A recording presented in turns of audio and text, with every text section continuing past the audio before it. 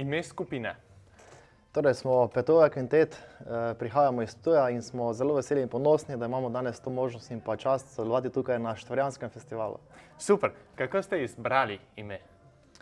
Ime zasedbe smo izbrali čist, bom rekel, po naključju oziroma po ideji, kaj oziroma s katerim imenom se predstaviti najbolj javno vsem ljudem, da bi takoj prepoznali našo lokacijo oziroma izvor. In glede na to, da prihajamo iz Ptuja, smo ime Petovja torej vzeli po starem rimljanskem imenu, Ptuj kot Petovja mesto in seveda iz tega tudi mi, Petovja Kvintet. Super, super. Ime je zelo staro. Kaj pa je mlad ansambel, star ansambel? Koliko let že delujete? Ja, torej v takšni zasedbi, kot smo danes, delujemo od leta 2017. Bom rekel, da smo dokaj mlada zasedba na teh sceni. Če glih, bom rekel, smo skozi ta leta nabrali že kar nekaj kilometrov, tudi ogromno v tujini in smo zelo veseli in ponosni.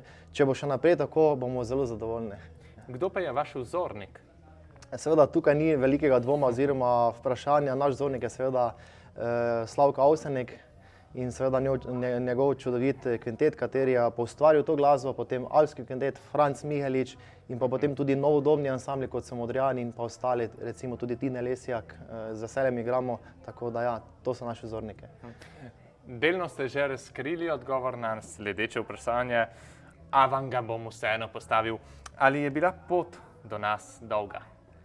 Ja, tudi to bo držalo, seveda pot je bila kar dolga, glede na to, da prihajamo iz Ptuja, ampak k sreči ni bilo večjih težav na cesti, tako da ja, skoraj dobre 3 ure smo se vozili do vas, ampak glede na vzdušje in pa festivalsko dogajanje celotnega festivala Šentflorjan, jaz mislim, da je vredno priti tudi vsakemu poslušalcu in vsakemu ljubitelju narodno-zabavne glasbe.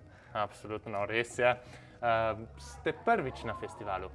Ne, na Šentflorjanskem festivalu smo že bili leta 2019 kot debitanti, torej prvič na tem festivalu.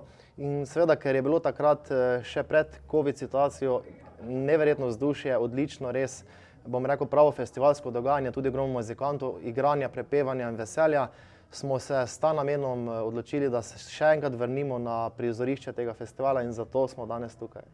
Super. In zakaj ste izbrali ravno Šentflorjan? Ravno zaradi tega vzdušja, verjetno? Ja, seveda, ene izmed teh razlogov je pravzaprav vzdušje in pa vso festivalsko dogajanje, katerega ta festival ponuja. Eno izmed stvari je pa tudi to je ene izmed redkih festivalov, na katerem še nismo pravzaprav dosegli nič. Ni naš namen karkoli doseči, ampak bom rekel, da to je ena izmed stvari, zakaj se pojavljamo vedno znova tukaj. Tako. In verjetno poznaš odgovor na moje sledeče vprašanje. Kateri je po tvojem mnenju najbolj prepoznaven vonj festivala? Seveda, vonj festivala prepoznavam pod borovci in seveda ti škržati, to je eden izmed edinih, oziroma si upam trditi, da edini festival v Sloveniji tega tipa, kjer, bom rekel, vsak muzikant občuti to morski zrak, kateri, bom rekel, ni daleč od nas, škržate in pa čudovit vonj borovcev. In to je tisto, kar pravzaprav ima ta festival, ta čar. Kaj pa glede piščancev? Ali ste jih že okusili danes? Seveda smo jih že okusili, moramo reči, da so zelo odlični. Super. Česa pa ne sme po vašem mnenju primanjkovati na kakovostnem festivalu narodno-zabavne glasbe? Seveda, na kakovostnem festivalu narodno-zabavne glasbe ne sme primanjkovati dobre volje, energije, sproščenosti, te preprostosti. Moram reči, da zadnje čase mogoče občutimo muzikanti sploh to malo, bom rekel, korektnost do tiste sprostitve. Ljudje morajo biti čim bolj preprosti, veseli tega dogodka in da se vsi skupaj poveselimo, ker to je nekakšen praznik za vso narodno-zabavno glasbo v Sloveniji, ker to je nekaj našega, nekaj neponovljivega in pomembno, da to negujemo in pa, bom rekel, da rastemo s to glasbo naprej in tudi spodbujamo tiste generacije, katere prihajajo za nami. Absolutno, res je. Torej, hvala, da ste bili z nami in srečno. Hvala tudi vam, srečno.